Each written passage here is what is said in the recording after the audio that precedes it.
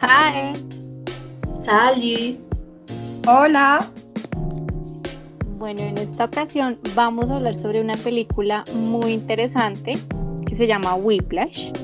Y pues para que estemos un poco contextualizados y tratando de no dar muchos spoilers, esta película relata cómo Andrew, uno de los protagonistas, busca hacerse una carrera como un baterista exitoso en el conservatorio en el cual estudia. Sin embargo, cuando ingresa a la orquesta que lidera el profesor Fletcher, quien es conocido por emplear métodos de enseñanza rigurosos con sus estudiantes, Andrew se ve envuelto en un dilema al querer perfeccionar sus habilidades en la música, llegando a un punto de volverse obsesivo. Y bueno, creo que es aquí donde se empieza a generar un debate, chicas, porque justamente la metodología que este profesor implementa puede muchas veces llegar a herir susceptibilidades, o puede ser considerada buena porque impulsa a los estudiantes a dar lo mejor de sí. Pero, ¿ustedes qué piensan de eso, chicas? ¿Qué piensan del papel del profesor Fletcher en esa película?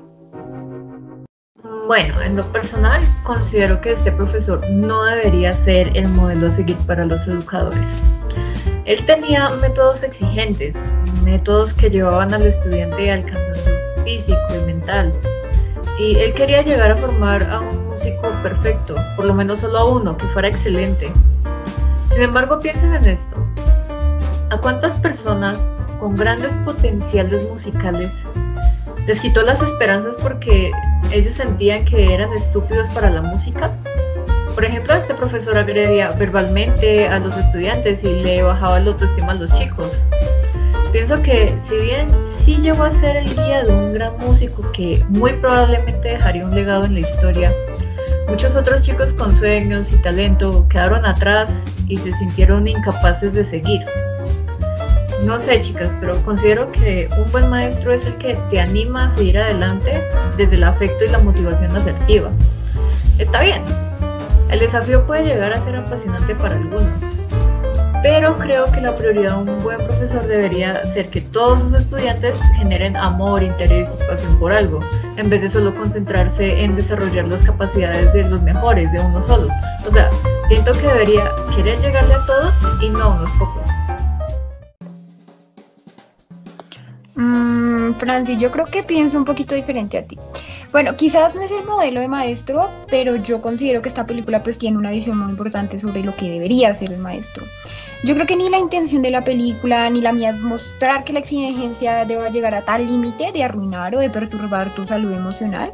Pues yo creo que en ese aspecto que retrata la película es más bien porque se necesita pensar en una trama pues que apele a la emoción de los espectadores y pues que además problematice como el camino que toma el protagonista.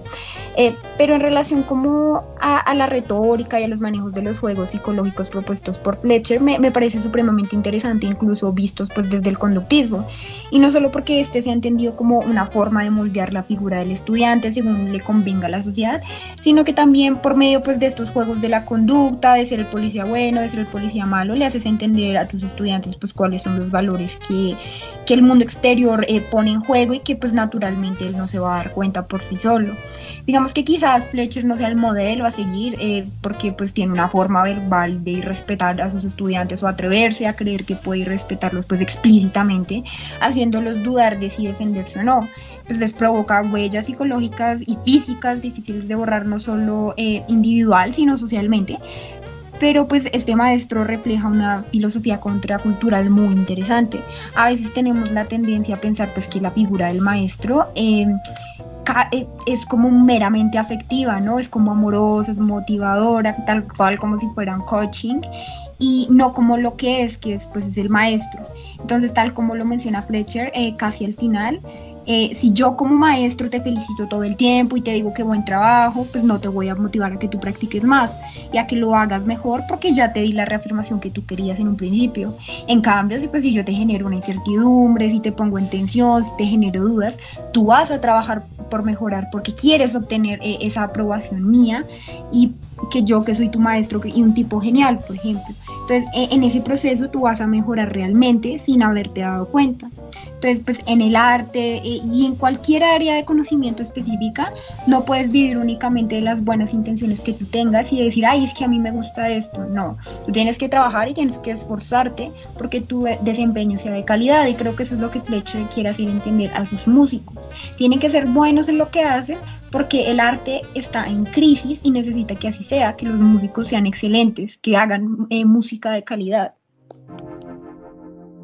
Sí, es importante ver cómo existen opiniones divididas frente al tema, y eso es lo interesante de analizar.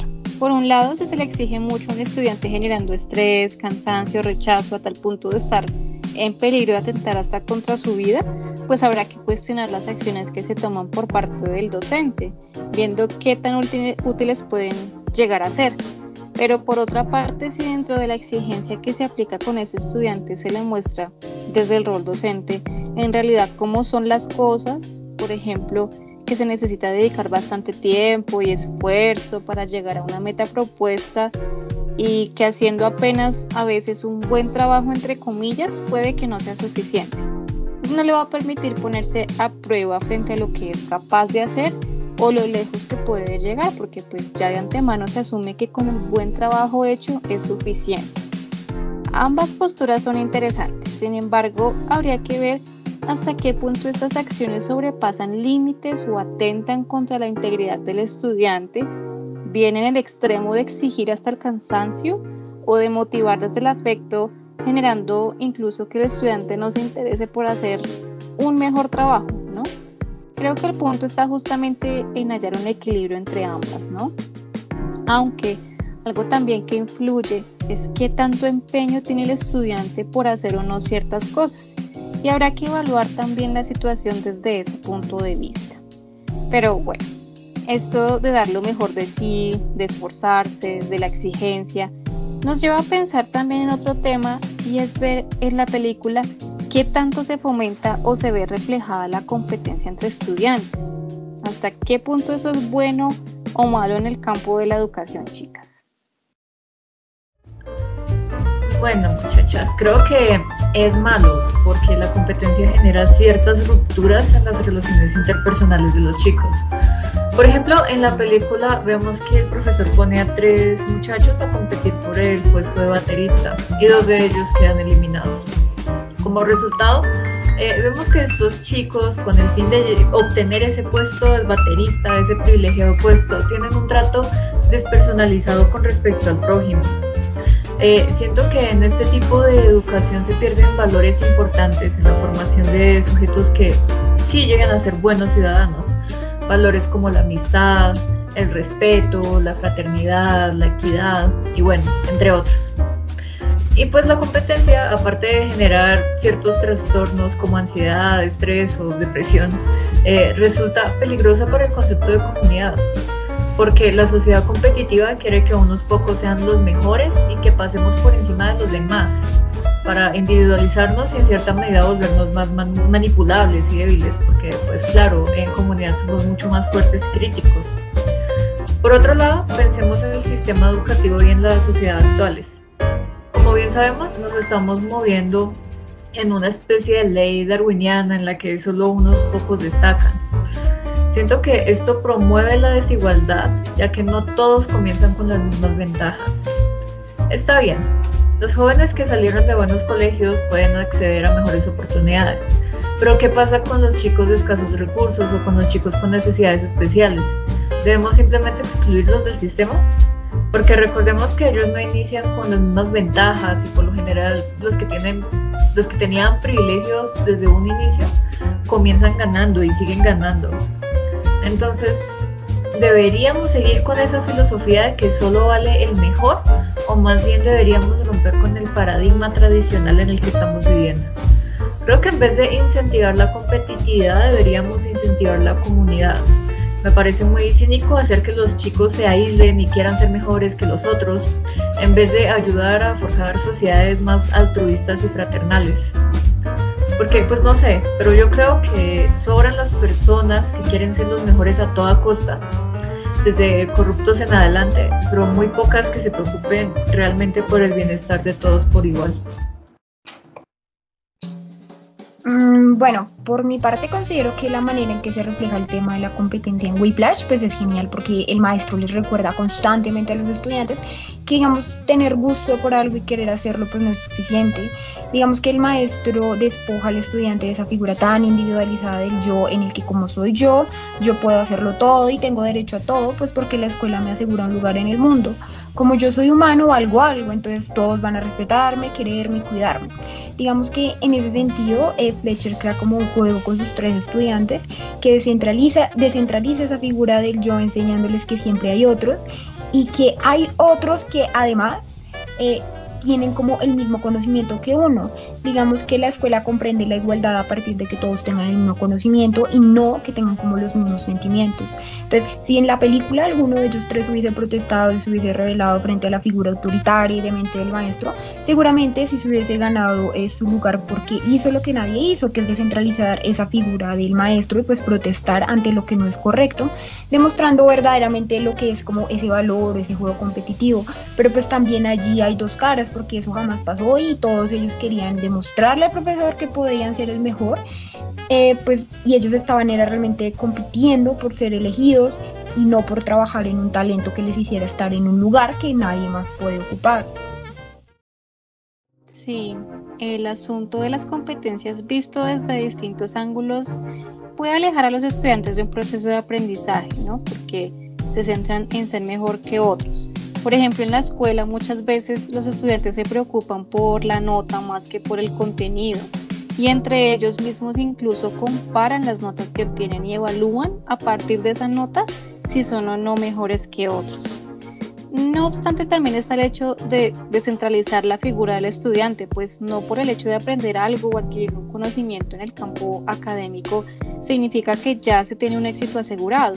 Siempre van a haber otros que alcanzan diferentes oportunidades, como otros que no. Incluso vemos el caso de aquellos que no van a la universidad y aún así logran dedicarse a hacer cosas en las que son buenos y hallan allí el éxito. Eso es muy subjetivo. Estas son justamente reflexiones que invitan a ver qué tan importantes y útiles son esas dinámicas competitivas en las que algunos estudiantes se ven inmersos y qué tanto les aporta, ¿no? Aún así, una situación que necesitamos también mirar con lupa sería si el final justifica los medios o no. Es decir, chicas, ¿se justifica llegar a ser un músico exitoso en este caso, o por lo menos a ser el mejor de todos, si en el camino se ha pasado por situaciones de presión mental, física, agotamiento, estrés, hasta el punto de atentar contra la propia integridad?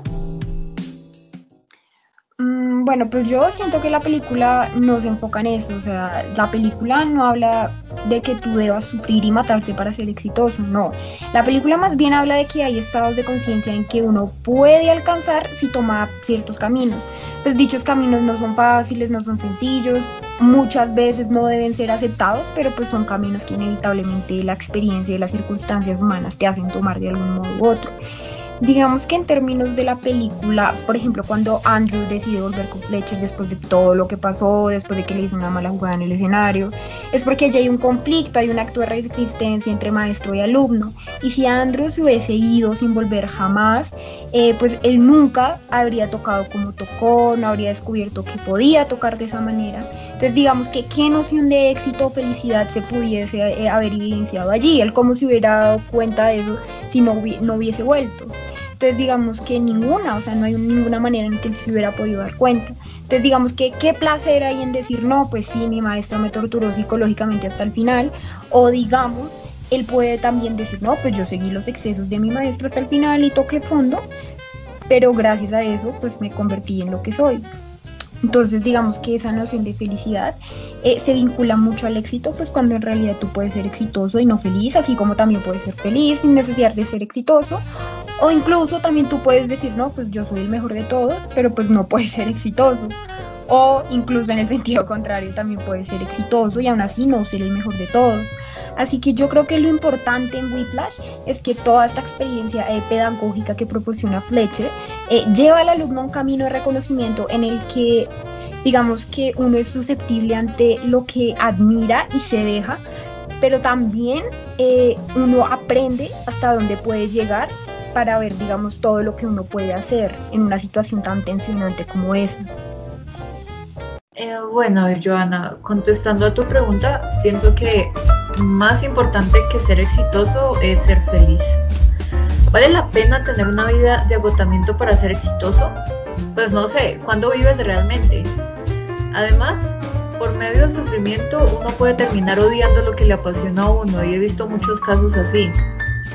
En la película, digamos, el chico sufre bastante y no es el único en hacerlo. No sé, pero esto me recuerda a los sistemas educativos extremadamente exigentes de algunos países, en los que los jóvenes invierten una cantidad absurda de horas al estudio, tanto en el colegio como con tutores particulares. Pues adivinen, chicas, sus tasas de suicidio también son considerablemente altas. Entonces me pregunto, ¿esto realmente vale la pena? Habrá quienes puedan acoplarse a estos métodos extremos de enseñanza y que podrán destacar y bueno, pero muchos se quedan en el camino y no quieren seguir, lo cual considero una pérdida muy grande. Además, no sé, pero el éxito es subjetivo, en eso concuerdo con Paola. Porque muchas personas han descubierto su potencial oculto sin sufrir para ser el mejor, sino que logran optimizar sus habilidades por el simple cariño que le tienen a lo que hacen. Personas que no dejan de vivir por desarrollar sus capacidades y aún así logran destacar. Entonces, pues, ellos no son exitosos porque no sufrieron en el camino. No creo que deba existir una correlación entre estos dos conceptos. Y pues no sé, la salud también es importante, chicas. Y el sobreesfuerzo puede provocar enfermedades físicas y mentales y pues creo que ahí definitivamente no habrá valido la pena. Y aquí vemos un gran dilema, ¿no? Ser feliz o exitoso. ¿Se podrán tener las dos a la vez? Puede que no haya relación entre estos estados como ustedes mencionan. Y una cosa no tenga que ver con la otra, como muy seguramente habrá situaciones en las que sí. Incluso habrá casos en los que aquellas personas que se consideran exitosas no podrán ignorar el hecho que en el camino para llegar a donde se está no ha sido fácil y han tenido sufrimiento y esfuerzo a lo largo de este, como aquellos que han sido afortunados y digamos que las cosas le han sido favorables en todo sentido para surgir sin mayor sufrimiento. Esto debe por supuesto depender de la persona y qué tan lejos está dispuesta a llegar por una meta. Este sería un debate interminable definitivamente. Pero bueno, ya acercándonos al final de nuestro episodio, siento que como espectadores, más de uno se ha preguntado sobre el final de Whiplash. ¿A ustedes qué les pareció? ¿Les parece que hizo justicia a los eventos que vimos en la película? Sí, a mi parecer sí. Digamos que lo que da la pista es como la manera en que se miran Fletcher y Andrew el uno al otro después de haber tocado de tal manera, ¿no? Pues para mí eso significa que todo el proceso de tensión, todo el trabajo de exigirse a sí mismo, de poner dificultades y trampas en el camino, sí tuvo un propósito pedagógico y ese propósito se cumplió. Digamos que la teoría de Fletcher acerca de felicitar y de decir buen trabajo, pues no funciona porque no crea una preocupación en el alumno sobre si realmente lo que está haciendo está bien. Entonces, digamos, yo pienso que lo que dice esta película es que al alumno hay que cuestionarlo todo el tiempo, lo que dice, lo que hace, hacerlo dudar. Ese es el trabajo del maestro y de la escuela, porque si eso no se hace en la escuela, alguien más lo hará en el mundo exterior y ahí sí el estudiante se va a estrellar más fuerte porque esa figura maternal del maestro ha desaparecido. Entonces no creo que importe tanto si después Andrew se convirtió en un músico de éxito o no, si Fletcher trató mejor a sus otros alumnos, porque yo creo que lo que importa son las reflexiones pedagógicas que insinúa la película todo el tiempo. Digamos que hasta qué punto la posición que tome el maestro frente al alumno, frente a la clase, determine la mayor parte como de su proceso personal y pues tenga esa relevancia para su vida. Pues en ese sentido también como tan personal que se toma Fletcher, le da como que la relevancia necesaria a lo que se enseña, puesto que el alumno sabe que realmente tiene que trabajar por eso y no conformarse porque le diga que lo hace bien y que es suficiente. Yo opino que el final intenta reivindicar al maestro, pero no siento que se pueda justificar realmente. Además sentí que el final estuvo algo cortado, no sé, como que yo quería ver más detalles sobre lo que le pasó a los personajes de la película, pero no se logró. Y bueno, me pregunto si al final el estudiante terminó siendo el músico excelente que esperábamos. Pues da a entender que sí, pero falta ver qué pasó a largo plazo, porque al muchacho se le sentía algo resentido con respecto al profesor por todo el daño que le causó. Cabe la posibilidad de que incluso abandonara la música por el trauma que experimentó al estudiarla, pero nunca lo sabremos.